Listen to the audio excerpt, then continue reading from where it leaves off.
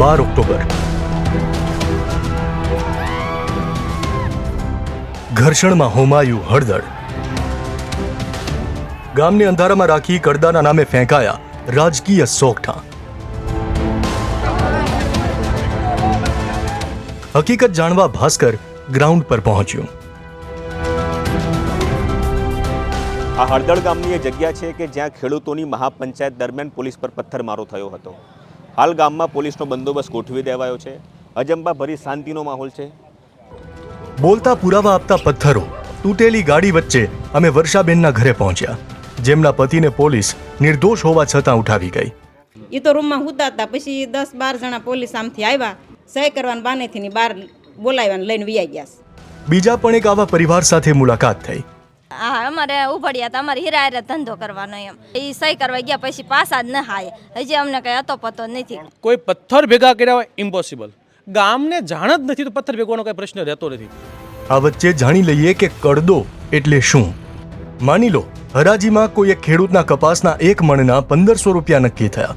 આ પછી તે માલ ઉતારવા જીનમાં જાય. માલ ખાલી કરતી વખતે ભેજવાળો કે ખરાબ નીકળે તો 1500 નક્કી કરેલા ભાવના બદલે 1400 કે 1300 આપવામાં આવે.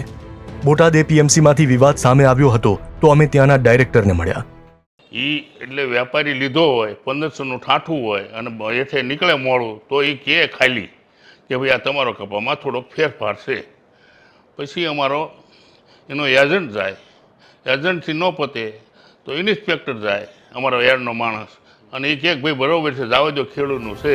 તો બીજી તરફ ખસ ગામના ખેડૂતે કહ્યું 75% ખેડૂત કપાસ સારો લઈને જતા હોય, 2-5% કદાચ બની શકે કે સારો કપાસ ન હોય, પણ બધાને આ ભૂલ ભોગવવી પડે છે એમ. આ સમગ્ર વિવાદના બીજ બોટાદમાંથી એક ખેડૂતનો વિડીયો ફરતો થયો ત્યાંથી રોપાયા. આ મુદ્દો પકડી આમ આદમી પાર્ટીના નેતા રાજુ કરપડા 15 મણ કપાસ લઈ માર્કેટિંગ યાર્ડ પહોંચ્યા.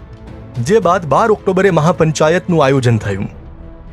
આવતી 27 સાલમાં આ એક પટેલ જે લોબી ઉપડી હતી, હાર્દિક પટેલનું જે નિચન કર્યું એવું આને રાજુભાઈ કડપડાનું પૂરું કરવું છે.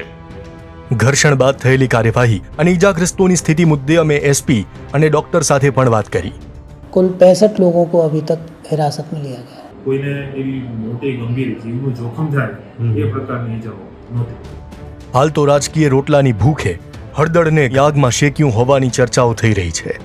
ત્યારે સાચું કારણ શું છે તે બહાર આવે છે કે નહીં તે જોવું રહ્યું. હળદળથી દિવ્ય ભાસ્કર માટે મિતેશ પરમારનો રિપોર્ટ. શેર એન્ડ ડાઉનલોડ કરો દિવ્ય ભાસ્કર એપ.